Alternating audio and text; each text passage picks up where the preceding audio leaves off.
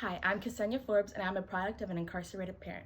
My father has been incarcerated for most of my life, so I don't have many childhood memories with him. And this is Express Yourself podcast.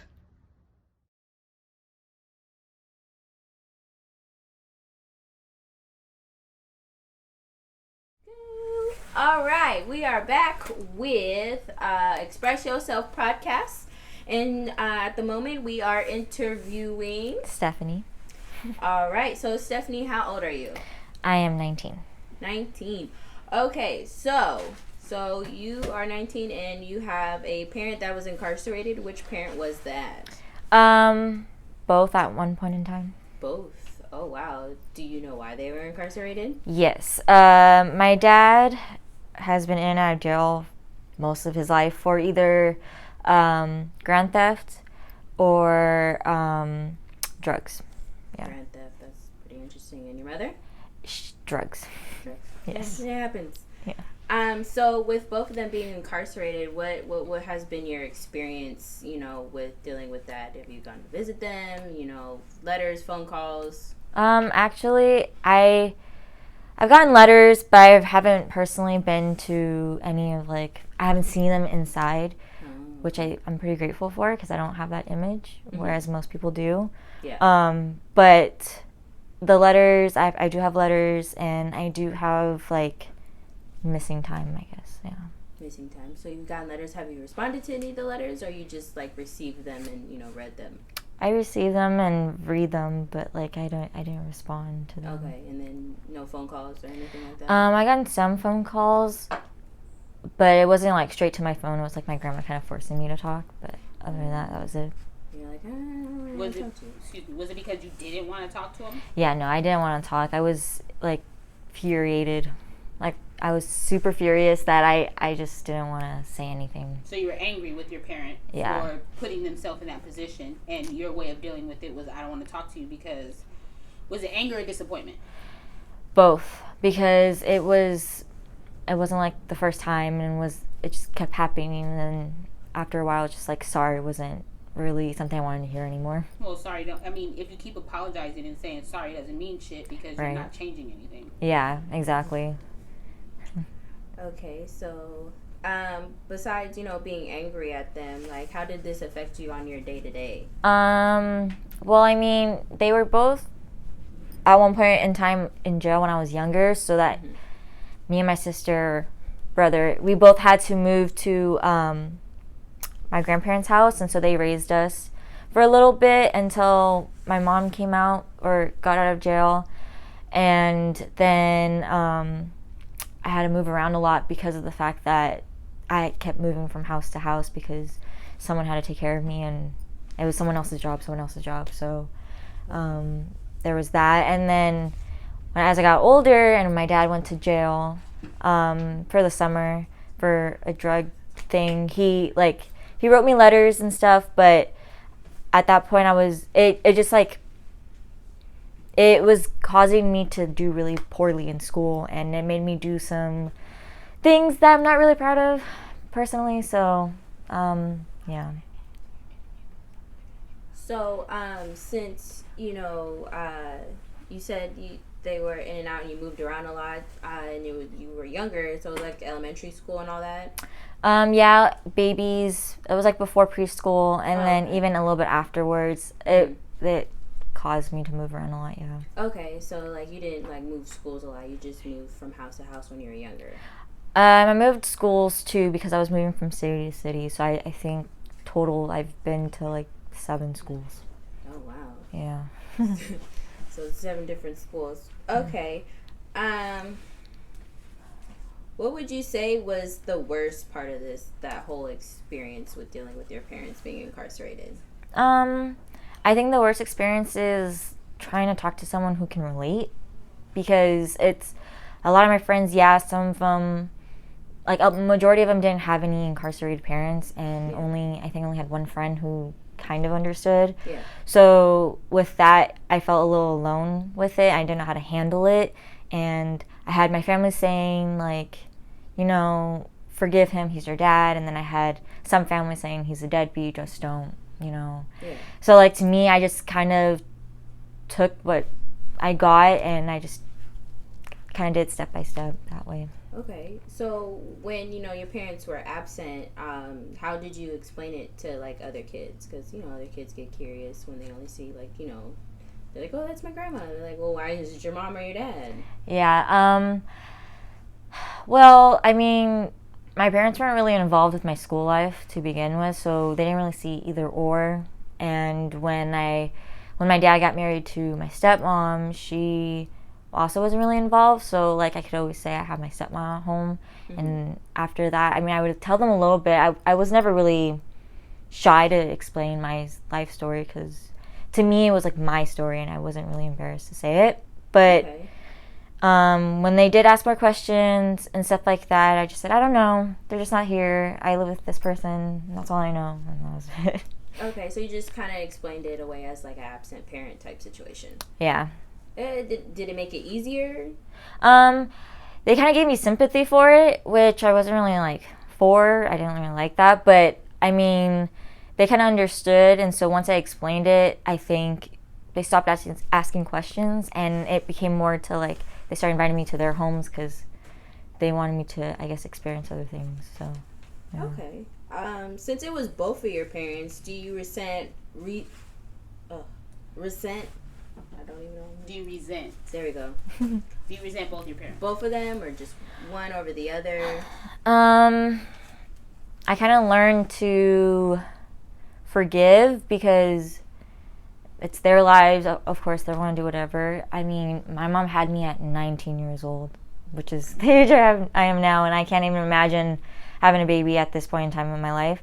So, to me, for her, she started doing drugs when she met my dad. So a lot of resentment is towards my dad because he's the main problem, I see it. He introduced her to where her issue became. Right. And so, to me, I have more resentment towards my dad than I do my mom, because now she's doing really good. She has my brother. She's, has some certificates underneath her belt. She's, trying to make her life better, which is, I respect her for that. Whereas my dad is still kind of stuck in his rut and is still playing victim, and it's I don't know why all these bad things happen. I never do anything wrong. And to me, that's bullshit. Yeah, it's extreme bullshit. And I'm just yeah, okay. And every time I'm on the phone with him, it's just oh, I'm going through this, and this. And he never asks me what I'm going, how's my day, how's my life, or anything. So to me, it's just selfish. Yeah. So I resent him a lot more because he can't take responsibility for his actions. Okay. Yeah. So you spoke of them as if they're not incarcerated anymore. No. Do you have a relationship with your mother and your father? I do with my mom a little bit. I talk to her here and there. Mm-hmm. She lives on the other side of the country, so time difference is always hard. And then I'm always constantly working, so. Yeah. And then with my dad, I try not to because, like I said, every time I'm on the phone with him, he's just complaining about something. So it's really hard to listen. Yeah, so since he's kind of still stuck in that mindset, you distance yourself. Yeah, because it reminds me a lot of when he was down here and when he was going through his drug episodes. Mm-hmm. That was really bad. So to me, it's just when he starts doing that, it just brings me back, and I'm just I can't listen to you. I have other things going on in my life, and that seems kind of selfish, but to me, it's I have plans and goals, and I don't want that to keep me from that. I mean, I know it might sound selfish, but at the same time, you don't, that's his life. Those are his choices, and you don't want that to negatively affect you, whether it's professionally or personally. Right. Yeah. So it's not that much of a selfish idea. Yeah, I think to me, I always think it's selfish because I always feel guilty because that is my dad at the end of the day. Mm-hmm. And when my mom wasn't there, he was. And I mean, I wanted to say that he tried his best for us, but I mean, I don't know. He's always had help, which I mean, there's no problem with that. But I think he could have done more, and he's always limited himself. So he kind of limited us in a way. Yeah. So. Yeah. Do you feel like you're more do you feel like the roles reversed? Like you're more the parent, and your mother and father at one point in time were more your father, more like the child. Like, so where you have to be responsible because he chooses not to. Yeah, for sure. I mean, as long as I can remember, when he's had a problem, he's always talked to me. And that itself is a problem because at that point he's treating me and he's venting to me like I'm his therapist and I'm his daughter. And I don't know how many times I've seen him cry. I don't know how many times I've seen him in like arguments or anything like that. And he comes to me and he's sitting here venting about whatever's going on. And like me as a kid, like I don't know what I could do about it. So like I feel guilty because I can't help. And then it just creates this like psychological thing with me where it's like he's depending on me and I'm his daughter. I'm supposed to help. And like that's what he's trying to tell me is I'm supposed to do something, but like I can't. So to me, like it just creates a lot of anxiety when I'm around him, really. So you basically, if I'm understanding you correctly, your dad makes you feel like you should help him because he's your dad and he doesn't take an adult role in your life. Yes, exactly. So having a little familiarity with your family life and your parents, do you find it difficult to respect adults? Yes and no. I think I always give people a chance to kind of like show themselves, but as soon as as soon as something kind of happens, I'm like, okay, I gotta keep a closer like watch. But when it comes to, I think, specific adults that have similarities with my dad specifically, if it comes with like any type of abuse, I automatically lose respect just because like it just kind of reminds me of that, and I just kind of, I don't know, it just kind of like turns me off that way. So it's no secret that we had a rough start. Yeah. And we've had several conversations with regard to me as an adult, you as a child.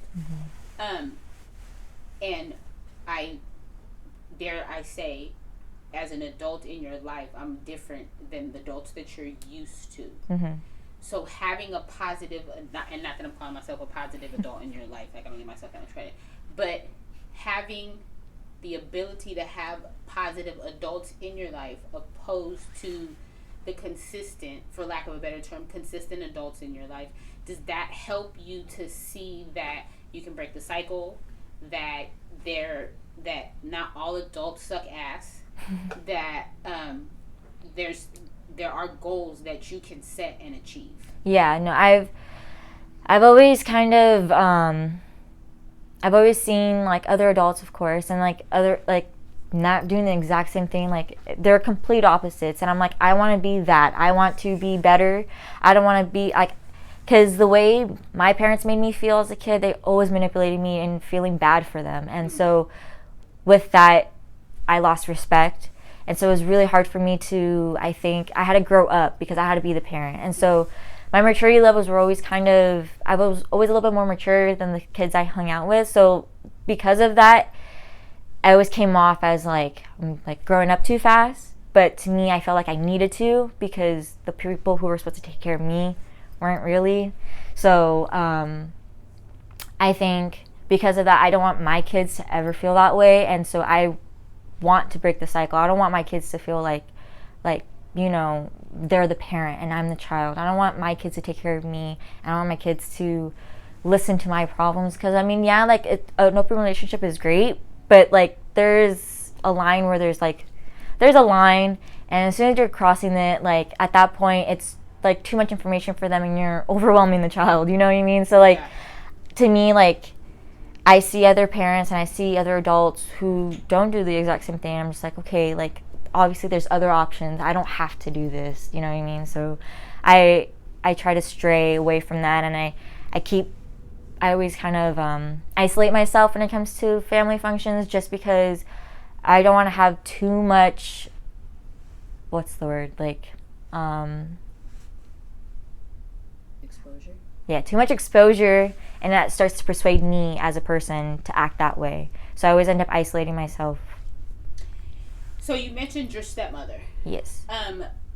what would you say your father living the lifestyle that he lived, your mother living the lifestyle that he lived, what would you say that, how did that impact your relationship with your stepmother?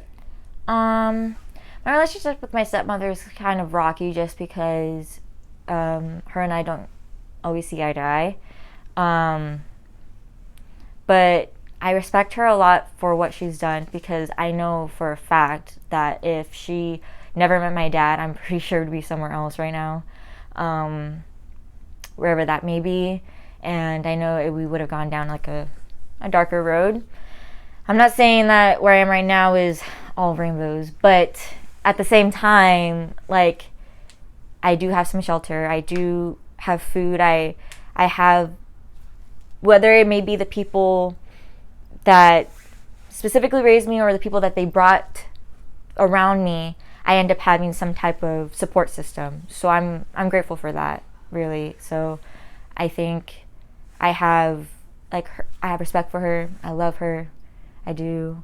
But our relationship is a little weird, I think. So you think that she was a blessing because she provided some stability. Yes. However, it's not a typical, not that there is a typical, but it's not, would you say it's a healthier mother-daughter relationship than what you have with your mother? Because of her incarceration, this woman stepped into the mother's shoes. Do you think that it's a healthier relationship that you have with your mother? Your biological mother? Yes, I think so. I mean, obviously, like, there always can be better. There's always something better out there.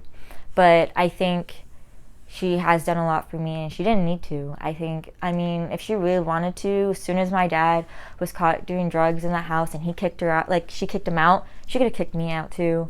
And she chose not to. She decided to keep me there because I was in school there. I was doing good there, and she didn't want to break that because my dad decided to do something dumb. Yeah. So I think I have a lot of respect for that. Like, a lot of respect for her because of that. But I think there is some resentment from her towards me, I feel, just because my dad put her in that situation. It may not be true, but I mean, sometimes I feel that way. So, I don't know. I think she's doing the best she can, I think. Do you know that you are not responsible for any adult's decisions? That you do not have to carry that. Those are not your water buckets to carry. Yeah. Like, you are starting your own life. Your life is yours to make mistakes, because, believe it or not, contrary to what you've seen, mistakes are good as long as you learn from them. Yeah. And not continue to make them. So what your dad has did, from what you're telling me, is he's made the mistakes and hasn't grown from them. He's perpetuated them and continued to make them. Yeah. So I would, as a parent, suggest that you use that as a blueprint of make a mistake, learn from it, not make a mistake and keep doing it, and feel sorry for yourself. I hope that you would have learned from watching the adults in your life that everything's a choice. Whether you want to make the choice or not, everything is a choice. And the choice is on you. You are responsible for your choices that you make, and what you do today does affect you tomorrow. I hope that you realize that you're not responsible for adults, because they're adults, they're responsible for you. And I hope that you use everything that you've experienced as a blueprint of what not to do. Unless you want to. Now, if you want to, go for it. You be the best at it. But, just, I hope that you learn from it, because I don't think parents, adults, whatever you want to call them, say it enough that, yeah, you need to make mistakes, but you can also learn from the mistakes that you watch others make. And learn not to do that. You can break the cycle. Yeah. Do you think that this podcast is something that would be helpful to other children who are experiencing what you have experienced? Yeah, for sure. I think it's extremely relatable because, like you said, someone has one family member who's incarcerated, and that's not something easy to deal with, especially like in America. I mean, the justice system itself is already messed up, and so because there's not that much support with children specifically, I think that this podcast can help with some, or maybe even more, like problems that the children are facing, because like I didn't find really many children who had incarcerated parents, or maybe they just didn't talk about it. But like I think this will help open up, and I think it's okay to say like, yeah, you know, my dad or my mom was incarcerated, they messed up, but you know what, they're human, they're here now, blah blah blah. Unless that's not the situation, then at that point I just like, you know, like it's still okay, because like you said, it's not the kid's fault that the parents are doing this. And that took me a long time to figure out. I started not really caring about, I think, what my parents thought of me, because they were doing way worse, you know? And so I started making my own decisions, and I started trying to be the person I want to be. And I think because of it, I'm a lot stronger. I'm not as like easygoing. Not many people can sit there and like persuade me to do others or make me feel guilty, because, you know, my childhood, I was always manipulated to feel worse. So I think I'm a lot stronger because of it. And I know like it takes some time for some persuasion. I mean, I'm still open-minded, but I'm a lot stronger for it, I think. So you're not easily swayed to do anything. Like you take a step back and look at the situation prior to making a decision. Yeah, instead of making sure that the other person doesn't feel bad because of what I did, like I think like, okay, like I did it, I could apologize for it, but I'm not gonna sit here and like beg. You know what I mean? So. Do you think that you mentioned having a brother? Sorry. Do you think that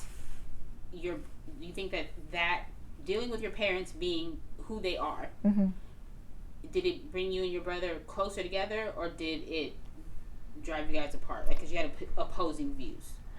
I think we do have opposing views, just because, granted, yeah, he and I lived majority of our lives together, but there were some parts where we didn't live together. So I saw things that he didn't, and he probably saw things or heard things that like I didn't. But at the end of the day, I have so much love for him. I truly do. It's just, I think because of the fact that he and I are so different, and I think he and I are just like, I don't know. We do better when we're apart, I think. When we're close together, we're always arguing over stupid stuff. But like when we're far apart, I think we're open to listen to each other more. Do you think that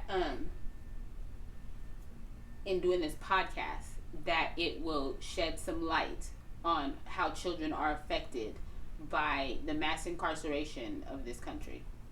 Yeah, I think it helped a lot, because when children realize that they're not alone, hopefully that will help them realize that like they don't have to keep doing it, because you either a product of your environment or you want to do the opposite. You either rebel or you go with it. And I think there's been a lot of studies on it where two kids are growing up in the same house with the same problems and everything, and one kid will go on and do better things and the other follows into their footsteps. And I think that alone just means that it's personal. And I think if you personally decide that like you're just going to keep going with it, I think that's on you at that point. Whereas the other person, if they were to sit there and like want to do something different for their future children, I think that, I don't know how to explain it. Like, I think at the end of the day, you know that there's more than just one option, basically.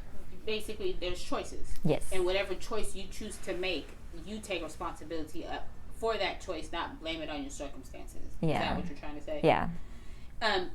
Would you recommend other children, whether you know their parents are incarcerated or not, would you recommend they watch this podcast to be informed, to learn? Yeah, of course. I think there's a lot of children out there who have this stigma of, oh, their parents are locked up, they probably did something like really, really bad, which of course that's probably why they're in there.